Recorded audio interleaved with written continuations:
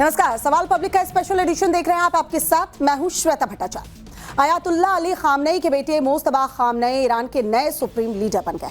नए supreme leader का चेहरा सामने आने को जंग का टर्निंग पॉइंट माना जा रहा है। ईरान से मुस्तबा खामनेई के सपोर्ट में जो तस्वीरें सामने आ रही हैं, उसने ट्रंप नेतन्याहू खेमे में खलबली मचा दी है। वहीं दूसरी ओर छोटे खामनेई की प्रॉपर्टी और आलिशान बंगलों को लेकर भी बड़े सनसनीखेज दावे हो रहे हैं। लंदन से लेकर कनाडा और जर्मनी तक मुस्तबा के करीबी के महलों की लिस्ट सामने आ गई। पूरी कहानी है क्या, देखिए वर्ल्ड एक्सक्लूसिव इस रिपोर्ट।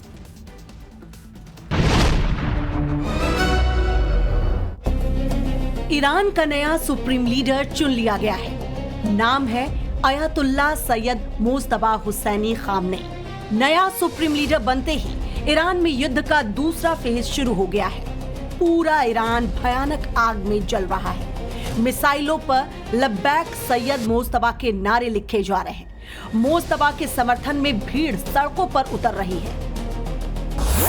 अयातुल्ला अली खामनेई की विरासत को आगे बढ़ाने उनके बेटे मुस्तबा खामनेई आ गए हैं। एक तरफ तो कहा जा रहा है कि 56 साल के मुस्तबा खामनेई अपने पिता अली खामनेई से ज्यादा एंटी इजराइल और ज्यादा एंटी अमेरिका है, तो दूसरी तरफ दावा ये भी हो रहा है कि आगे चलकर मुस्तबा अमेरिका की कठपुतली बनने वाले हैं। लेकिन सबसे बड़ा दावा जो ईरान के ब्रांड न्यू सुप्रीम लीडर के बारे में किया जा रहा है, वो उनके साम्राज्य को लेकर है, उनकी आलीशान जिंदगी को लेकर है, उनके अरबों के शीश महलों को लेकर है, उनकी शेल कंपनियों और उनके स्विस बैंक अकाउंट्स को लेकर है।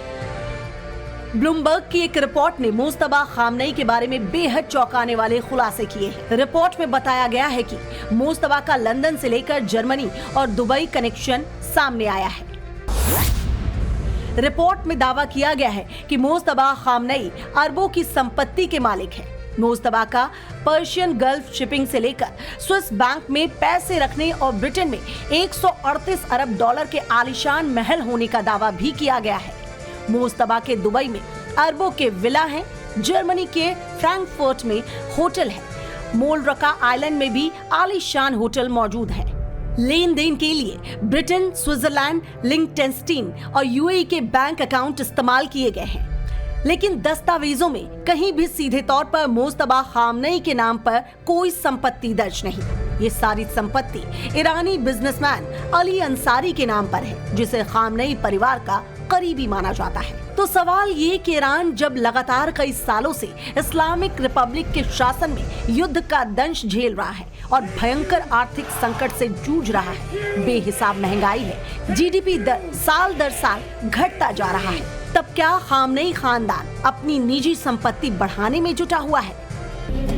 2026 की शुरुआत से ही अमेरिका और ईरान के बीच तनातनी की स्थिति शुरू हो गई थी। दोनों ने एक दूसरे पर हमले की धमकियां दी थी। उसी बीच इजरायली मीडिया ने दावा किया था कि मुस्तबा खामनेई अपने 2 दिनों में दुबई के एस्क्रो अकाउंट में 150 करोड़ डॉलर ट्रांसफर किए हैं। इजरायली मीडिया ने यह भी दावा किया था कि मुस्तबा ईरान छोड़कर भागने की प्लानिंग कर रहे हैं। अगर ये खबर सही है तो सवाल उठता है कि इतनी दौलत मुस्तबा के पास कहां से आई? ये दौलत कब और कैसे कमाई गई? वैसे ईरान के सुप्रीम लीडर के पास कितनी ताकत और संपत्ति होती है, वो इसी से समझा जा सकता है कि ईरान के सर्वोच्च नेता देश के सबसे धनी संगठनों में से एक के प्रमुख होते हैं। इस संगठन ने ईरान की क्रांति के बाद हजारों संपत्तियों को जब्त किया था। इसे इमाम खुमैनी के आदेश को लागू करने के तौर पर देखा जाता है। ये संगठन अरबों डॉलर की संपत्ति और दान संस्थाओं को मैनेज करता है। ये पश्चिमी एशिया के सबसे बड़े सरकारी स्वामित्व वाले समूहों में से एक है। ब्लूमबर्ग ने जो रिपोर्ट जारी की, उसकी पड़ताल में खुलासा हुआ कि मुस्तबा के बेहद करीबी बिजनेसमैन अली अंसारी का ये नेटवर्क लंदन में दर्जनों संपत्तियों का मालिक है। इसमें लंदन के बिशप्स एवेन्यू में मौजूद संपत्तियां भी शामिल हैं। ये लंदन का वो इलाका है जहां सिर्फ अरबपति रहते हैं। इस पॉश लोकेशन में एक बेडरूम के अपार्टमेंट की कीमत 1 करोड़ रुपए से ज्यादा की है। इस नेटवर्क के पास जर्मनी के फ्रैंकफर्ट में 5 स्टार होटल्स हैं, स्पेन के मालोर्का द्वीप पर होटल मौजूद है, कनाडा के टोरंटो के 4 सीजन्स प्राइवेट रेजिडेंसेज में से एक, पेंट हाउस है जिसे 2020 में इस नेटवर्क ने लगभग $8 मिलियन में बेचा है। और इससे अलग आम ईरानियों की जो हालत है वो पूरी दुनिया के सामने है।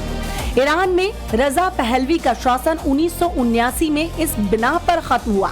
उनके राज में परिवारवाद को बढ़ावा देकर पहलवी खानदान राज करता आ रहा था। इसी बिना पर 47 साल पहले ईरान में इस्लामी शासन आया था। इस्लामी रूल के सबसे पहले नेता रुहुल्लाह खुमैनी के बाद अली खामनेई का शासन आया और अब अली खामनेई की मौत के बाद उनके बेटे को सत्ता सौंपी गई। वक्त का खेल देखिए, परिवारवाद की खिलाफत करने वाले खामनेई खानदान की दूसरी पीढ़ी को ही आज ईरान का सुप्रीम लीडर बनाया गया है।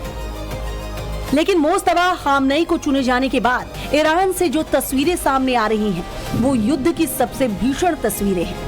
मोस्तबा को हिजबुल्लाह और हूती का सपोर्ट तो मिल गया, लेकिन अमेरिका ईरान से और नाराज है। वजह है ट्रंप के सपने।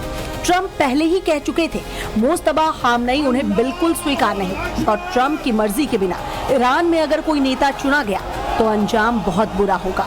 और अब खबर है कि ट्रंप ईरान के फैसले से बिल्कुल नाखुश हैं। ईरान अपने हमलों के जरिए अमेरिका को मैसेज दे रहा है। गद्दी संभालते ही मोस्तबा ने ईरान की 3 सबसे डेडली मिसाइलें दागी हैं। पहली है खुर्रम, दूसरी है फतेह और तीसरी मिसाइल है शेकन। मिसाइलों के जरिए भी ईरान अपने नए सुप्रीम लीडर को सलामी दे रहा है। ईरान की मिसाइलों पर लब्बैक सैयद मोस्तबा लिखकर उन्हें फायर किया जा रहा है।